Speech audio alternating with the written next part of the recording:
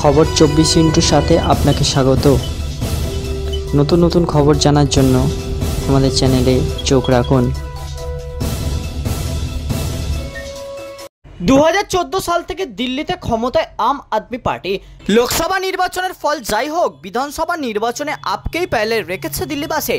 11 বছর পর কি আর পেলে আপ থাকছে না? কি বলছে বিভিন্ন বুথ ফেরত সমীক্ষা? 26 বছর পর কি বিজেপি কি দিল্লিতে ক্ষমতায় ফিরবে? কংগ্রেসের আশাই বা কতটা? দিল্লিতে বিধানসভার আসন সংখ্যা 70। বুধবার এক দফায় 70টি আসনে ভোট গ্রহণ হয়েছে। বিকেল 5টা পর্যন্ত ভোট পড়েছে 57.8%। চূড়ান্ত ভোটদানের হার সামনে এলে তা সামান্য বাড়তে পারে। দিল্লিতে ভোট গ্রহণ শেষ হতেই বিভিন্ন বুথ ফেরত সমীক্ষা সামনে আসছে। দিল্লিতে সরকার গড়তে 36 জন বিধায়কের সমর্থন প্রয়োজন। বিভিন্ন বুথ ফেরত সমীক্ষায় বলছে সরকার গড়তে প্রয়োজনীয় সংখ্যা পেরিয়ে যাবে বিজেপি। আর 11 বছর পর ক্ষমতাচ্যুত হতে চলেছে আপ। কংগ্রেসকে কোনো বুথ ফেরত সমীক্ষায় বেশি আসন দেয়নি। বুথ ফেরত সমীক্ষার ফল সবসময় যে মেলে তা নয়, এটা নির্বাচনী ফলাফলের আভাস দেয় মাত্র।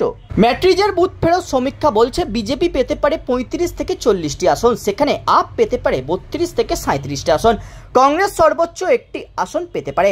পিপলস পালসের বুথ ফেরত সমীক্ষা বলছে বিজেপি 51 থেকে 60টি আসন পেতে পারে, সেখানে আপের ঝুলিতে যেতে পারে 10 থেকে 19টি আসন। কংগ্রেসকে কোনো আসন দেয়নি পিপলস পালস।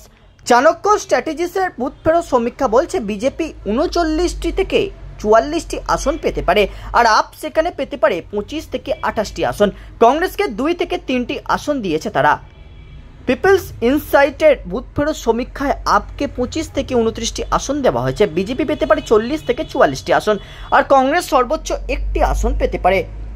পোল ডায়েরির বুথ ফেরত সমীক্ষা অনুসারে ক্ষমতায় আসতে চলেছে বিজেপি। তাদের সমীক্ষায় বিজেপি 42 থেকে 50টি আসন পেতে পারে, আপ পেতে পারে 18 থেকে 25টি আসন, আর কংগ্রেস সর্বোচ্চ 2টি আসন পেতে পারে। মাইন্ড ব্রিঙ্কের বুথ ফেরত সমীক্ষা বলছে আপ পেতে পারে 44 থেকে 49টি আসন, বিজেপির ঝুলিতে যেতে পারে 21 থেকে 25টি আসন, আর কংগ্রেস সর্বোচ্চ একটি আসন পেতে পারে। 2020 সালের বিধানসভা নির্বাচনে আপ পেয়েছিল 62টি আসন, আর বিজেপি পেয়েছিল 8টি আসন। এবার নির্বাচনী প্রচারের আপের বিরুদ্ধে আবগারি নীতি দুর্নীতির মামলায় সরব হয়েছিল বিজেপি। এমনকি অরবিন্দ কেজরিওয়ালের বাসভবন শীষমহল নিয়ে তীব্র আক্রমণ করেন প্রধানমন্ত্রী নরেন্দ্র মোদী ও কেন্দ্রীয় স্বরাষ্ট্রমন্ত্রী অমিত শাহ। এবারের নির্বাচনে আপের বিরুদ্ধে লড়াই করছে কংগ্রেস। বুথ ফেরত সমীক্ষায় ফল মিলবে কিনা তার জন্য আরও 3 দিন অপেক্ষা করতে হবে। 8 ফেব্রুয়ারি দিল্লিতে ভোটের ফলাফল ঘোষণা হবে। ততদিন শুধুই অপেক্ষা। ব্যুরো রিপোর্ট, খবর 24/7।